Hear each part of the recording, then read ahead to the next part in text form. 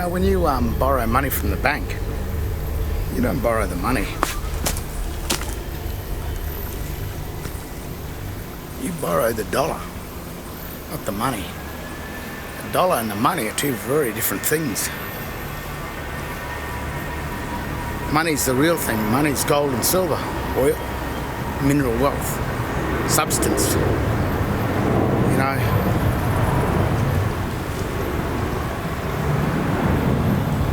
But a dollar is the debt note of it. So when you go to a bank and ask them for a loan and they give you dollars, they're giving you the debt of the $300,000 or $400,000, whatever you want to borrow. The money's got to be created by you. They give you your whole life to create the money to pay a debt on a house that was yours in the very first place. It was never their home. All they did was put your home as collateral for their debt account. They then gave you the ledger of their account. They didn't give you their account, they gave you the ledger of their account.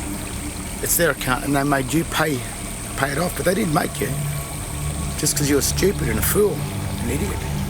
You didn't know your shit. You agreed to go and pay their account, settle their account. You become a trustee to their account. And because you didn't know you're a trustee, you didn't work out a compensation deal. You said, oh, would you like me to hold your account? Okay, well, that'll be so much dollars. You want to operate in dollars. And you make the trustee fee greater than the ledger of the account, of the bank account.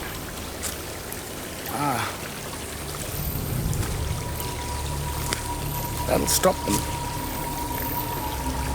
You never refuse. You never refuse anyone. It's one of the tricks about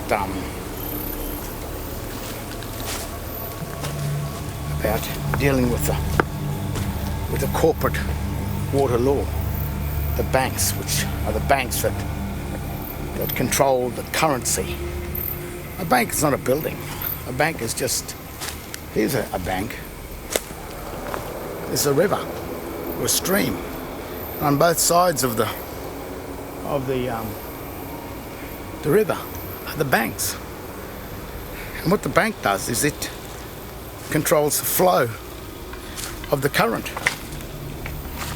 which is the current, the water flow, the current sea. That's what the banks do. The bank didn't create the current or the water or what flows through the banks. That was created by something, a much higher source. God made the water go from the sea to the mountains, which is the higher source, and as it flows from the higher source down, it's the banks that only control the flow, the direction of the current. It doesn't create the current. It doesn't create the substance that's created by the real things. Men create a commercial currency. So, when you hold the accounts of a bank, you apply for a bank account, you're only holding their currency, you're holding their property as a trustee. You thought it was yours, you thought the bank was yours. It wasn't yours at all. It was theirs. A ledger is a dead stone that sits on top of a tomb. There's a language for the ledgers too.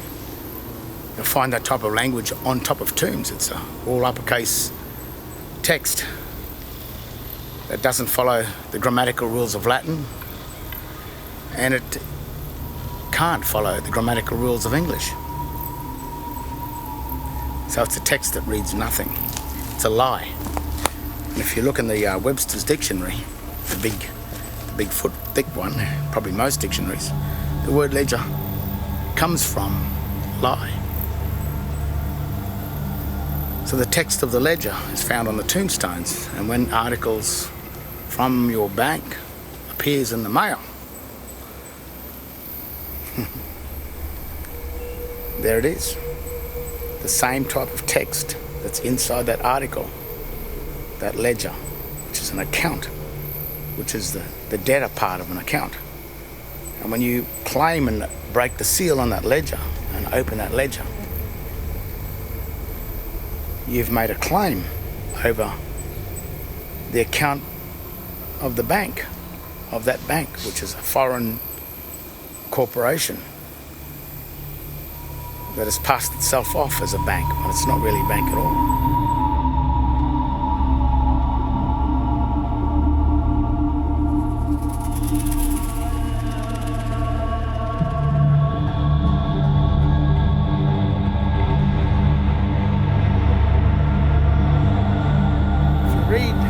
Top left-hand corner, usually on a ledger or in an article that appears in the mail that has a ledger in it, you'll notice some writing. It says, if unclaimed, return to sender, or if undelivered, which means claimed, return to sender.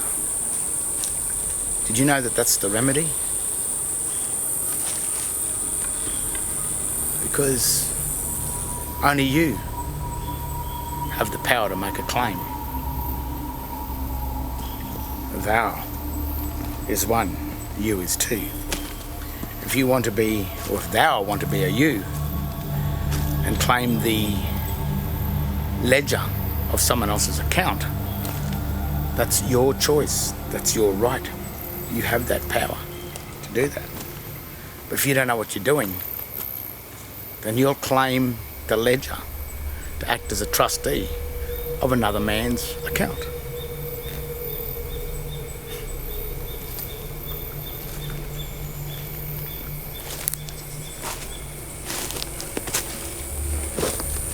It's really simple,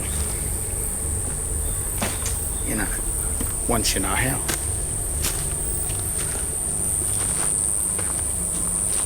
It's really simple once you know how it works.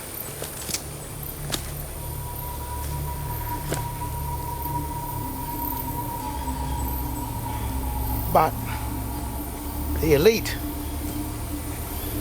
need the slaves.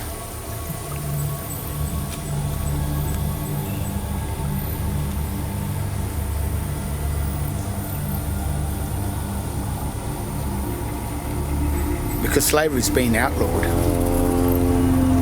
They've got to get you to agree to be a slave. You've got to surrender your equitable title to whoever issues a legal title. And if you don't know any better and you think that legal title is what you're looking for, then they're only too happy to hand you over the legal title.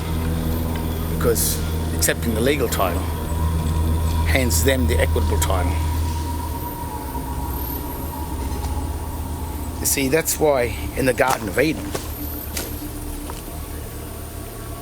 the serpent, the usurper, was so hell-bent to try and get Adam to eat the fruit, be a usufruct, a trustee of the tree of knowledge. Because once Adam accepts the legal title, then the serpent, the usurper, could be the Vatican, then holds the equity. You probably realise that the Vatican often says, the Pope says, I hold the souls of the dead. Because the soul is the equitable title. The minute you accept the legal title of the Vatican, of the sea, of the currency, and you accept that legal title, that comes in a ledger. You're dead, just like that. Remember what the Lord said? If you eat from the tree of knowledge, you can't eat from the tree of life. Now, the Skull and Bones Society has a number on the bottom of it, 322. The bones, skull and bones, is a symbol of death, along with the cross. The cross of Christ is also the symbol of death. 322. You read that in the Bible, in Genesis. You go to 322 in Genesis and read what it says. And there's another warning there. And basically, if you eat from the tree of knowledge, you become the power of knowing right from wrong or evil, then you can't go back, or while you hold that ledger, you cannot eat from the tree of life. So that's what 322 is all about. It's the warning there. It's the journey into death.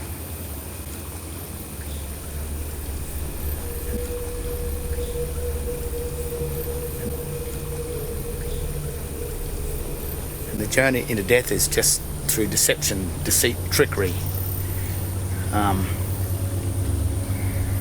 Just like in Adam and Eve, it's all the same. When Christ died on the cross for us, you'll realise that your Christian name, who is the real you, has died because you're accepting the name created by the state, which was your Christian name and your surname joined together. So when you accept the wrong name, the real name, the one that Christ gave you, the Christian name, it dies. So the minute you sign on the cross, sign something under the name that you thought was your full name because it had the surname in it, but it never was your full name. The minute you do that, Christ dies on the cross. On the cross where the bank writes, put your name on the cross. The cross is a signature. It's where the bank signs it. They then get you to put your mark on it. So you become the trustee of them. So when Christ died, it's you. Your Christian name died. You were Christ all along. Remember what he said? Through my name only can you be saved? Well, he means it exactly that. It's your Christian name only that is the truth. That's the real name. That's all there is. So when you kill that, you kill the Christ in you, and you become a trustee of the state-owned name, because it is only the state that joined your Christian name and your surname together, and that's evidenced in Queensland on the certificate of birth. It's got it right there. I, Office of Registrar General, whoever it may be, at this time it's David John, hold the full name written in a proper noun without any breaks in my custody. He holds the name. So any accounts that come in that name are his accounts, are his debts. But if you believe that you're that person, if you believe that that account is yours, well, it's not, it's his. And then you accept the debts in the mail under that name, the full name, as well as your surname, and you're accepting to be the Registrar General's debtor, trustee, without any compensation, because you didn't know your true full name, which is only your Christian name. I hope you don't believe this, because can you imagine if everyone started to work it out and went, oh my gosh, that would be the end of the system. A lot of people enjoy living as slaves, always did. Even when Moses freed the slaves, there's a bit of an uproar a couple of times about it. They want to go back to Egypt. They thought they had a better life as a slave. They didn't have to think. So went to work, carried rocks, went home, had their weekend or the weekend day. Well, I think they only had one day off. I don't think we even get one day off anymore.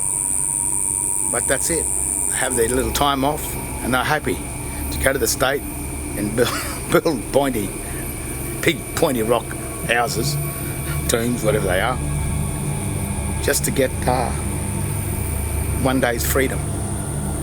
So they didn't have to think, so they didn't have to rely on anyone. They handed it all over to the states, to the big armies, and they handled everything, but in return they took your soul, just like the Vatican has done today. So really, if you are a slave, you only have yourself to blame. And if you don't hold just the Christian name, then you're not with Christ. You're not in the public of that system. You are the debtor of the debtor. You're the debtor of the Vatican. You're the third party. You do as you're told. You serve without any question. You plead guilty to everything, whatever they want to do. And if you go against that, you're already dead. When you finally make it to the grave, you'll be placed under a slab, which is called a ledger. They'll put dog Latin on it, which is the false text. They'll put your false name on the top, which is a lie, always has been a lie. And for the rest of eternity, you will remain under that slab, remembered by your wrong name. It's for eternal death.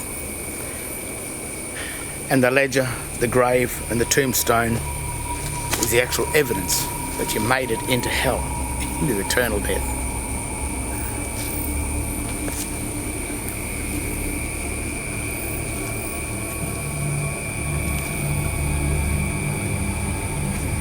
Proud of yourself.